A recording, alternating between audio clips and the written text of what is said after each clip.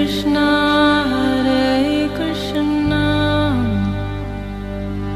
Krishna Krishna Hare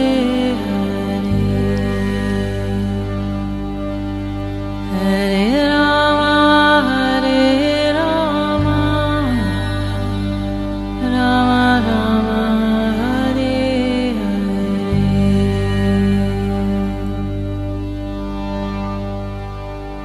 नमस्कार, radio मानव रचना 107.8 FM पर मैं हूं सरिता आपके साथ और प्रोग्राम शुरू हो चुका है आत्मदर्शन। जैसे कि आप सब जानते हैं, अपने पिछले कई एपिसोड से इस प्रोग्राम में हम बात कर रहे हैं श्री श्री बृहद भागवतम ऋतम के बारे में। और इस प्रोग्राम में हमेशा की तरह हमारे साथ मौजूद हैं रागलेखा दासी जी, चरण आश्रित योगाचार्य श्री श्रीमद् भक्ति वेदांत नारायण गोस्वामी जी की शिष्या। मैम, आपका बहुत बहुत स्वागत है हमारे स्टूडियो में। हरे कृष्णा।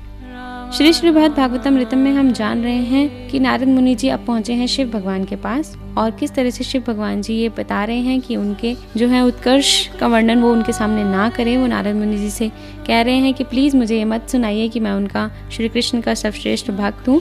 और अब इस श्रृंखला में हम जानेंगे कि किस तरह से शिव भगवान जो हैं वो अपने उत्कर्षों का वर्णन ना करते हुए अपने अपकर्षों का वर्णन कर रहे हैं। जानते हैं इस कड़ी में रागलेखा दासी जी से कि किस तरह से शिव भगवान जो हैं अपनी गलतियों को नारद मुनि जी को बता रहे हैं कि मैं श्री कृष्ण का सर्वश्रेष्ठ भक्त नहीं हूँ। जी रागलेखा दासी जी, आपसे जानना चाहेंगे, इस कड़ी में आगे बढ़ते हैं। जी, शिव जी कह रहे हैं विस्मित होकर, उच्च स्वर से कहने लगे, हे नारद ऋषि, आप ऐसा मत कहिए, मेरे प्रभु के जो है वो अगोचर लीला है। शिव जी ने कुछ असुरों को वरदान दे दिए और जिसकी रक्षा के लिए उनको आना पड़ा, और कुछ उन्होंने लोकाचार के लिए, जैसे कि पर्जन्य बाबा ने जो आशीश्वर महादेव हैं उनको प्रार्थना की कि मुझे एक पुत्र चाहिए, तब नंद बाबा उनके यहाँ का जन्म हुआ। तो ऐसे करके शिव जी से एक लौकिक लीला में कि हाँ उनकी वो आराधना कर रहे हैं। जैसे कि बोला जाता है रामेश्वरम, तो रामेश्वर मतलब ये नहीं है, बोला राम है ईश्वर जिनके।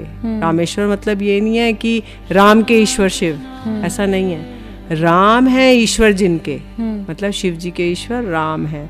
तो रामेश्वरम में दिखाया गया है लौकिक लीला में कि राम जी जाकर वहाँ पे शिव जी की आराधना कर रहे हैं, और उसके बाद उन्होंने युद्ध के लिए कुछ किया, वो बनाना शुरू किया, पुल बनाना शुरू किया। तो ये एक केवल लौकिक लीला है, वास्तव में वो नहीं कर रहे हैं। तो वास्तव में शिव जी के जो आराध्य देव हैं वो हैं श्री राम जी, श्री कृष्ण। तो इसलिए कहा जाता है कि अब शिव जी कह रहे हैं कि मेरे प्रभु की महिमा तो विचित्र है, और उनकी जो आश्चर्यमय अधिक गंभीर सागर के समान उनकी महिमा है, और इतना जैसे सागर है, अगम्य है, स्थिर है और अपार है। मतलब उसके लेंथ, विड्थ और डेप्थ उसको नाप नहीं सकते हम सागर के। तो ऐसे मेरी प्रभु की महिमा भी ऐसी है। मतलब प्रभु की महिमा इतनी है कि उसकी चौड़ाई को नहीं नाप सकते, उसकी लेंथ को नहीं नाप सकते, उसकी कितनी गहराई है ये भी नहीं नाप सकते। मैं जितने भी उनके चरणों में अपराध कर लूँ, किंतु वो मेरे अपराधों को क्षमा कर देते हैं, अपराधों को उपेक्षा कर देते हैं, और मेरे ही ऐश्वर्य और गर्व को प्रकाशित करते हैं। तो कहते हैं कि यदि कोई कृष्ण के प्रति अपराध करता है तो उससे भक्ति का लोप हो जाता है। अपराध कई तरह के हैं, जैसे हैं नाम अपराध। अगर हम भगवान का नाम करते तो नाम अपराध होते, 10 प्रकार के नाम अपराध हैं। सेवा अपराध, मतलब अगर हम श्री विग्रह की सेवा कर रहे हैं, ठाकुर जी की सेवा कर रहे हैं, उनको करते करते कुछ अपराध हो जाते हैं, तो 32 प्रकार के सेवा अपराध हैं। धाम अपराध, अगर हम धाम में निवास कर रहे हैं, वहाँ पे रहते रहते कुछ हम धाम को साधारण समझने लगते हैं, तो उनकी निंदा कर देते हैं, अरे धाम में क्या है, कुछ भी नहीं है, कोई फैसिलिटी नहीं है, तो ये अपराध बन जाता है। फिर सेवा अपराध। फिर वैष्णव अपराध, वैष्णव को देख के प्रसन्न नहीं होना, उनकी निंदा करना, उन पे प्रहार करना आदि आदि, ये सब अपराध है। तो इन सब अपराधों यदि कोई करता है तो भक्ति का लोप हो जाता है, हृदय वज्र के समान बन जाएगा।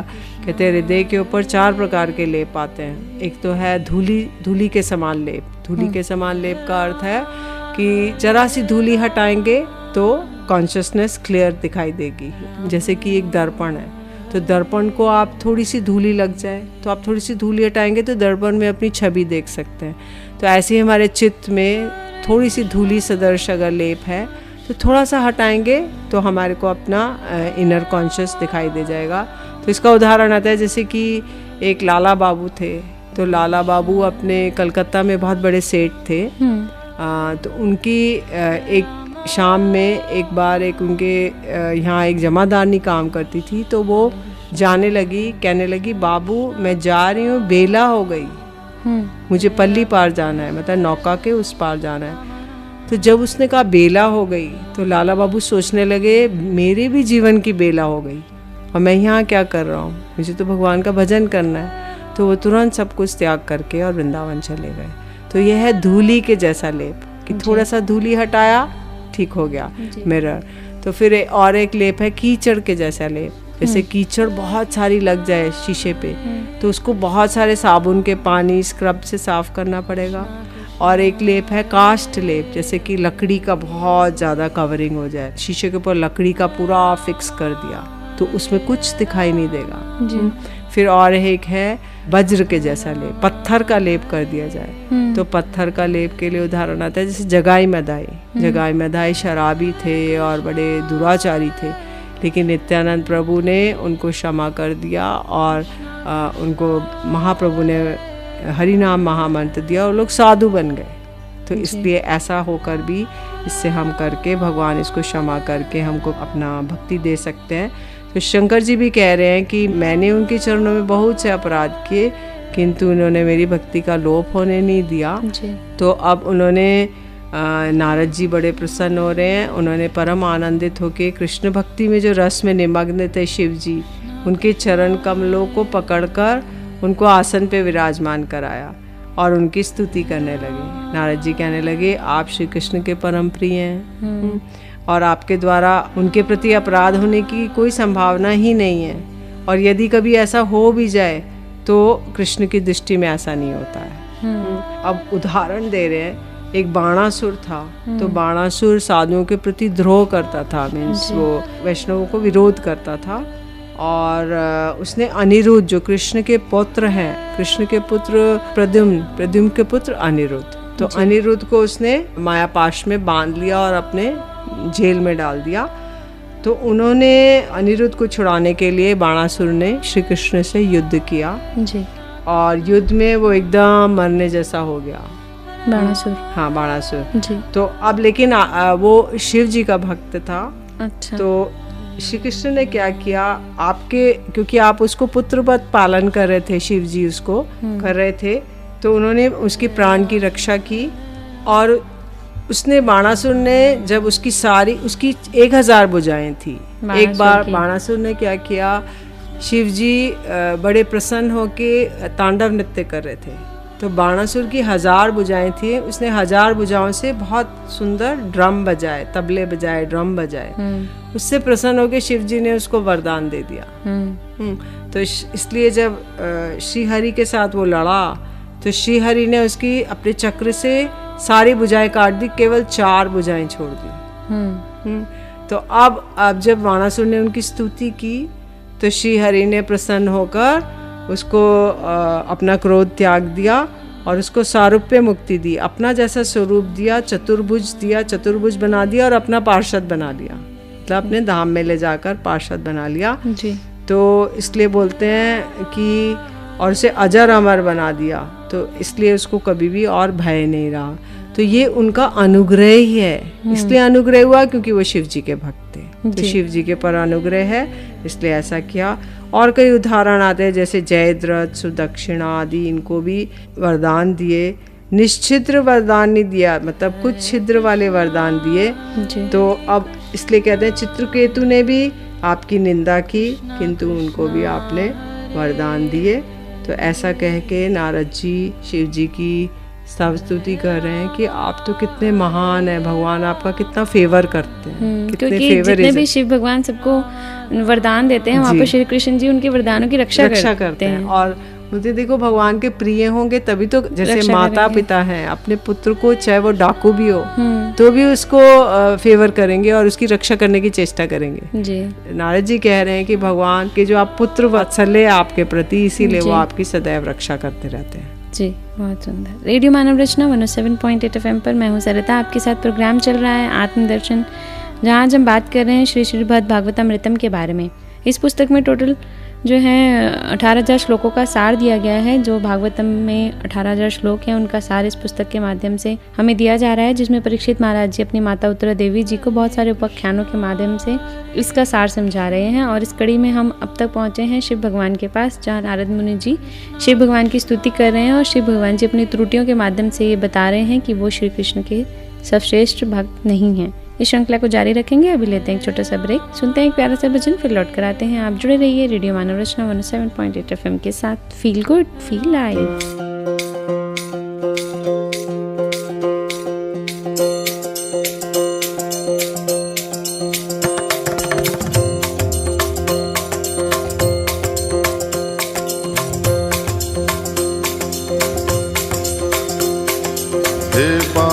बिहारी कृष्ण मुरारी, मेरी बारी कहाँ छुपे। बांके बिहारी कृष्ण मुरारी, मेरी बारी कहाँ छुपे।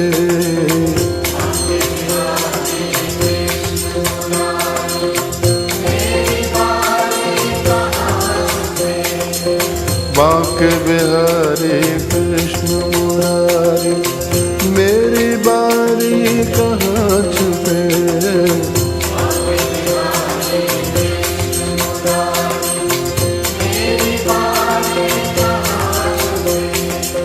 दर्शन दीजो शरण में लीजो,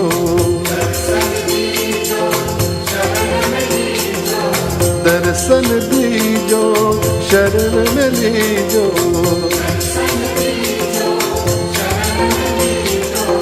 हम बलिहारी कहाँ छुपे।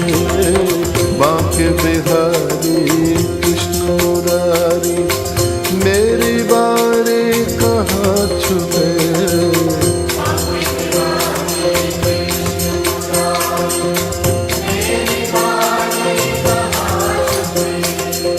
आँख मिचौली हमें न भाए,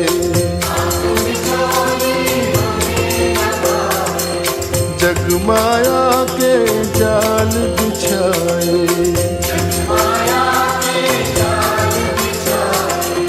रास रचा कर बंसी बजा कर, रास रचा कर बंसी बजा कर। धेनु चरा कर प्रीत जगा कर, नटवर नागर निष्ठुर छलिया। नटवर नागर निष्ठुर छलिया।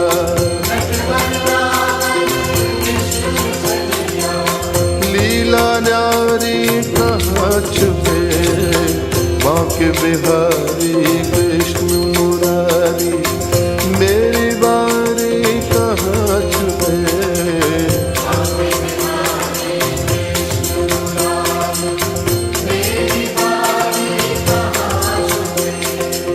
दर्शन दीजो शरण में लीजो,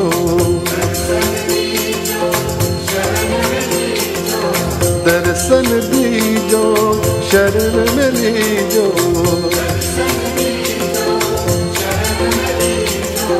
हम बलिहारी कहाँ छुपे। बांके बिहारी कृष्ण मुरारी, मेरी बारी कहाँ छुपे।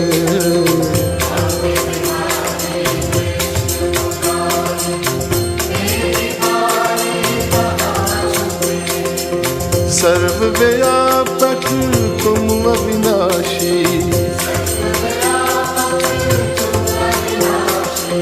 जल थल गगन रवि घटवासी। सर्वव्यापक तुम अविनाशी, जल थल गगन रवि घटवासी। योग सुना कर रथ को चला कर, योग सुना रथ को चला कर, योग सुना कर रथ को चला कर, कहाँ खो गए हमको लुभा कर, गोविंद गोविंद मीरा गाई,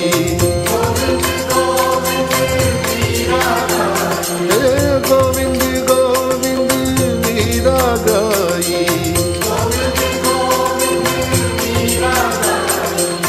गण का तारे कहाँ छुपे, बांके बिहारी कृष्ण मुरारी, मेरी बारी कहाँ छुपे,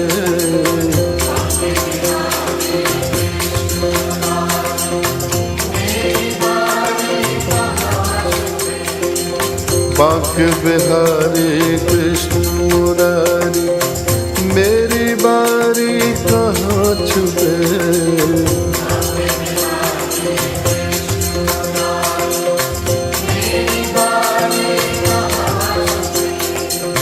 दर्शन दीजो शरण में लीजो,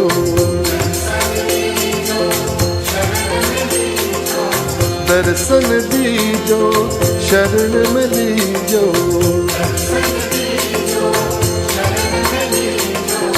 हम बलिहारी कहाँ छुपे, बांके बिहारी कृष्ण मुरारी, मेरी बारी कहाँ छुपे,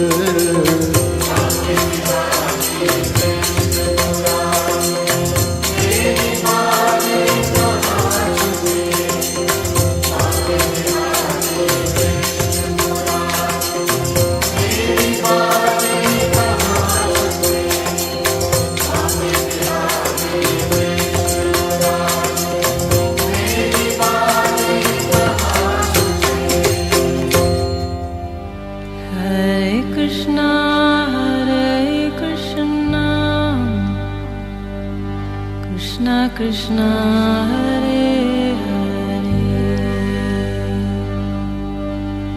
Hare Rama Hare Rama,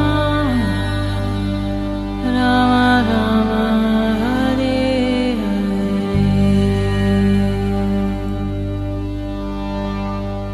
स्वागत है आप सभी का एक बार फिर रेडियो मानव रचना 107.8 FM पर। मैं हूं सरिता, आपके साथ प्रोग्राम चल रहा है आत्मदर्शन, और इस प्रोग्राम में हमारे साथ मौजूद है रागलेखा दासी जी। और आज हम बात कर रहे हैं श्री श्रीमद् भागवतमृतम के बारे में। पिछले कई एपिसोड से हम आपको इसके बारे में बता रहे हैं, और ये सफ़र पहुंचा है शिव भगवान जी के पास। और शिव भगवान जी जो है वो नारद मुनि जी को बता रहे हैं कि मैं सर्वश्रेष्ठ भक्त नहीं हूँ श्री कृष्ण का, और बहुत सारी त्रुटियाँ उन्होंने की हैं, क्योंकि शिव भोलेनाथ जो हैं वो भोले हैं, और वो बहुत सारे असुरों को वरदान दे दिया था उन्होंने, जिसके कारण से कई मुश्किलों का सामना करना पड़ा। और श्री कृष्ण भगवान जी ने उनके सभी जो वरदानों का मान रखते हुए अपनी लीलाएं की और सभी मुश्किलों को दूर भी किया। इस कड़ी में आगे बढ़ रहे हैं शिव भगवान जी, और नारद मुनि जी से क्या कह रहे हैं जानते हैं रागलेखा दासी जी से। जी, नारद जी आगे कह रहे हैं कि आपने चित्रकेतु जी को भी क्षमा कर दिया। एक राजा थे चित्रकेतु, वो एक बार विमान में बैठ के घाटियों में भ्रमण कर रहे थे, विहार कर रहे थे जी। तो वो कैलाश के उधर आए, तो कैलाश में उन्होंने देखा कि शंकर जी बैठे हैं, एक सभा है ऋषि मुनियों की, और वो अपनी जंघा पे पार्वती जी को बैठाए हुए हैं, पार्वती जी को, और बैठे हुए हैं ऋषि मुनियों की सभा में जी। तो चित्रकेतु जी ने जब ये दृश्य देखा तो अपने विमान से उतरे वहाँ पर, और उन्होंने उनको कहा कि अरे ऐसे ऋषि मुनि की सभा में कोई अपनी पत्नी को जंघा पे बैठाता है, और ऐसा कह के उपहास करने लगे जी। तो शिव जी तो मौन रहे, उन्होंने कुछ नहीं कहा उन्हें, क्योंकि वो जानते थे भगवत भक्त हैं। और इधर इन्होंने पार्वती जी को क्रोध आ गया, पार्वती जी ने उनको अभिसंपात दिया कि चाहो तुम असुर योनि को प्राप्त हो। और चित्रकेतु जी ही वृतासुर बनकर आए, और उनको फिर उनका वध हुआ इंद्र के द्वारा।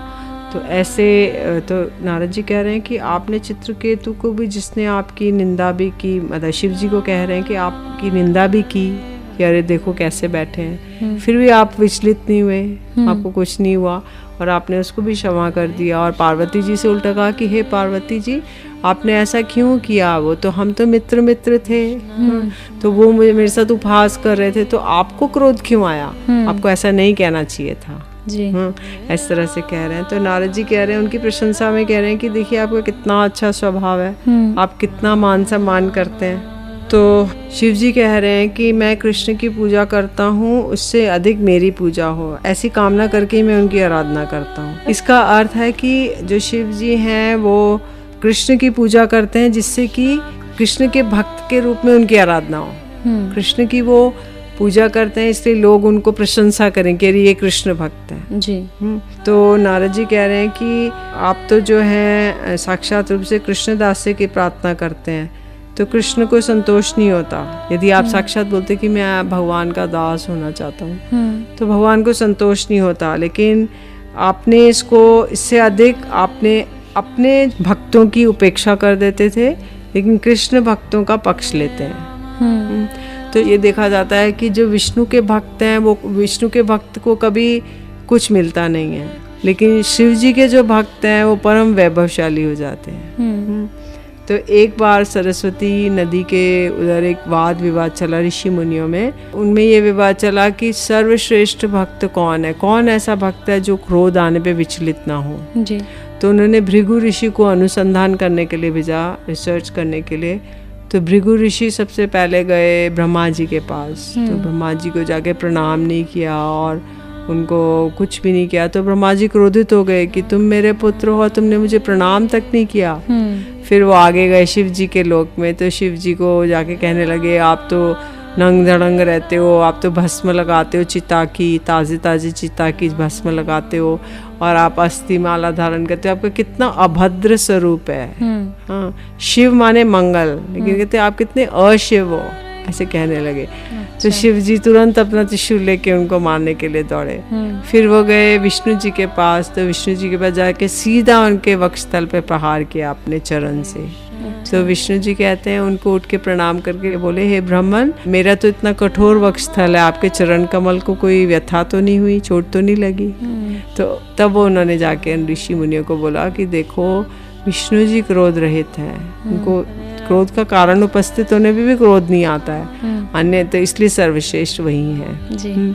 तो अब उन्होंने जो ये बता रहे हैं नारद जी को कि देखो वो कभी कभी क्या करते हैं कि पार्वती जी जो हैं उनको भी मुक्ति को प्रदान करने की वो अधिकारी हैं, और ब्रह्मा आदि देवता हैं वो लोग भी जो प्रार्थना करते हैं उनकी भी उपेक्षा कर देते हैं। वो सदैव अवधूत के समान रहते हैं शिव जी, और विष्णु भक्ति में आविष्ट रहते हैं।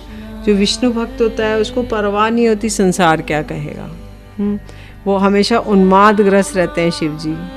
और एक दिगंबर, नंग धड़ंग केवल एक बागांबर पहना हुआ है अपने नीचे, जो बाघ की जो खाल होती है उसको पहना हुआ है, नंग धड़ंग रहते हैं वो। और एक उज्जैन में एक महाकालेश्वर है, तो वहाँ पे ताज़ा ताज़ा जो चिता जलाई जाती है रात को, उसकी भस्म सुबह सुबह महाकालेश्वर को लगाई जाती है 4 बजे मंगला आरती के समय। उसके बाद उनकी मंगल आरती होती है। तो उनको ताज़ा ताज़ा ये पसंद है भस्म। क्यों नहीं वो चंदन वंदन लगाते देवताओं जैसे? तो इसलिए नहीं लगाते कि मेरे प्रभु जो चंदन लगाते हैं उनके भक्त चंदन लगाते हैं, यदि मैं भी लगाऊंगा तो सब चंदन मुझको ही लगा देंगे।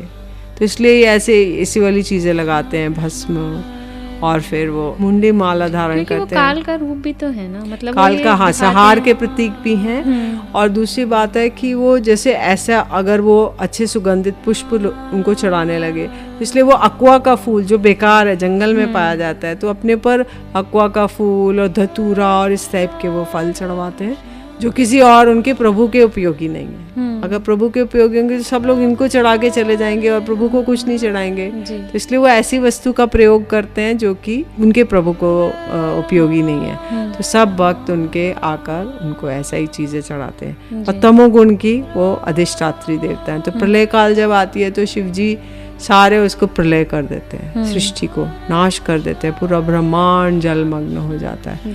तो अगर शंकर जी नहीं हो, यदि उनकी ऐसी सेवा, जैसे कि एक एक खेत है, तो खेत के अंदर आप गेहूं लगाते हैं, तो गेहूं अगर जब उसकी वो बाली काट लेते हैं, गेहूं निकल आता है, उसके बाद जो बची हुई फसल है उसको आग लगा दी जाती है। अगर आग नहीं लगाएंगे तो दूसरा नया फ्रेश आप सृष्टि नहीं कर सकते, आप फ्रेश गेहूं की या किसी भी फसल की बुआई नहीं कर सकते। तो ऐसे ही जब ब्रह्मांड का सारे कार्य हो जाते हैं तो उसकी प्रलय आ जाती है, इसका नाश हो जाता है, फिर फ्रेश सृष्टि की रचना होती है, तो दोबारा से सब कुछ अवयव प्रकट होते हैं। ये नारद जी कह रहे हैं कि आप तो महाउन्मादग्रस्त लगते हैं, एकदम दिगंबर हैं, और आपकी नित्य गीत आदि में दक्षता है, और आप अपने पत्नी परिकरों को उनको लेकर साथ में करते हैं। तो कहते हैं मैंने आपकी जो आप भगवत भक्ति की महिमा आपसे जो सुनी है वैसी, और वो चित्त में चमत्कार उत्पन्न कर देती है, क्योंकि इतनी सुंदर सुंदर व्याख्या सुनाते हैं शिव जी पार्वती जी को कि कोई भी उसको सुन के व्याकुल हो जाता है कि भगवान कौन है। तो बोल रहे हैं कि जो आप में जो निरुपाधिक कृष्ण प्रेम है, नारद जी कह रहे हैं आपके अंदर निरुपाधिक, कोई हेतु नहीं है, मतलब स्पॉन्टेनियस अनकंडीशनल, वो जो आपके अंदर कृष्ण प्रेम है उसका तो कहना ही क्या है। आप ही कृष्ण के सर्वश्रेष्ठ कृपा पात्र हैं, और आपकी कृपा से देखो प्रचेता लोग जो दक्ष प्रजापति थे उनके 1000 पुत्र थे, तो उन्होंने उनको कहा कि आप सृष्टि की रचना कीजिए, आप विवाह कीजिए, संतान संतति उत्पत्ति कीजिए, जिससे सारी सृष्टि के वर्धन हो। तो जब ये प्रचेता लोग ने कहा नहीं हम तो तपस्या करने जाएंगे, तो ये समुद्र में जाकर और भगवान शिव की आराधना करने लगे। तो उन्होंने उनको आके रुद्र गीत प्रदान किया और उनको संसार से वैराग्य करा दिया। तो जब वो दक्ष प्रजापति के पास गए तो दक्ष प्रजापति को बड़ा क्रोध आया, तो उन्होंने फिर से 10,000 पुत्र पैदा किए और उनको फिर से शिव जी ने ऐसे ही वैरागी बना दिया। तो इसलिए ये थे प्रचेता लोग, इनके प्रति कितनी कृपा की। तो नारद जी यही उनको स्मरण दिला रहे हैं कि आप जिस पे कृपा करते हैं वो तो फिर कितना उसका वो हो जाता है। तो बोलते हैं आपकी जो पत्नी है पार्वती जी वो भी कृपा करती हैं, और एक जन शर्मा था उसके प्रति कृपा की, और जो अंबिका जी पार्वती जी हैं वो भी शिव जी के तत्व को जानती हैं जी। तो बोले कि और वो विष्णु तत्व को भी जानती हैं, क्योंकि वो सब कुछ जानती हैं, और उनकी सवारी क्या है, शेर की सवारी पे जाती हैं जो। तो बोले ये अंबिका जी कौन है, ये योग माया जी हैं, कृष्ण की बहन, जो कि जब कंस ने कहा कि ये जो जब देवकी जी के अष्टम संतान हुई पुत्री, तो कंस ने आके उस पुत्री के पैर पकड़े और उसको जोर से शिला पे दे मारा, इसको भी मार डालता हूँ ताकि मेरा मारने वाला कोई ना रहे। तो वो उड़ के आकाश में चली गई, उन्होंने अष्टभुजा धारण कर ली, और उन्होंने कहा कि अरे मूर्ख कंस, तुझे मारने वाला तो कहीं और पैदा हो चुका है, तू मुझको क्या मारेगा। तो तब फिर उन्होंने, तो यही अंबिका जी हैं जो कि कृष्ण की बहन है, और उन्हीं को शंकर जी ने, शंकर जी आत्मा राम है, मतलब अपनी ही आत्मा में रमन करते हैं, मतलब अपने अंदर ही भगवत स्वरूप के दर्शन करके उनसे उनका लीला चलती रहती है।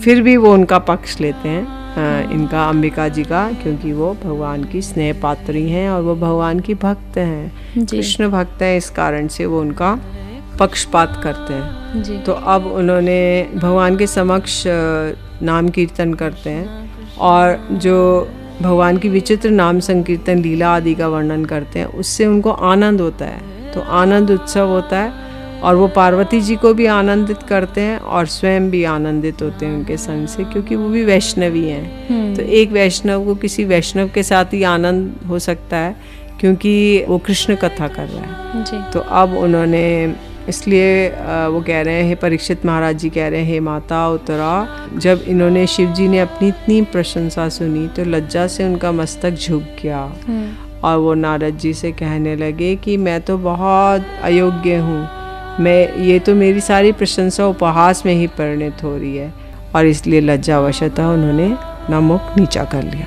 जी। रेडियो मानव रचना 107.8 FM पर मैं हूँ सरिता आपके साथ। आज हमने बात की कि किस तरह से जो है नारद मुनि जी शिव भगवान जी की प्रशंसा किए जा रहा है, लेकिन शिव भगवान जी उसको एक्सेप्ट नहीं कर रहे हैं कि वो श्री कृष्ण के कृपा पात्र नहीं हैं। इस श्रृंखला को आगे जारी रखेंगे, लेकिन अपने अगले एपिसोड में। अभी के लिए मुझे दीजिए इजाज़त। रागलेखा दासी जी, आपका बहुत बहुत शुक्रिया हमारे स्टूडियो में आने के लिए। हरे कृष्ण। अगले एपिसोड में फिर आपसे मुलाकात होगी, जानेंगे और भी इस श्रृंखला में आगे की शिव भगवान जी की और कौन सी ऐसी कहानियों के माध्यम से उन्होंने अपना उत्कर्ष जाहिर किया है नारद मुनि जी के सामने। लेकिन अभी के लिए मुझे दीजिए इजाजत और सुनते रहिए रेडियो मानव रचना 107.8 FM पर आने वाले और भी प्रोग्राम्स को। Feel good, feel live.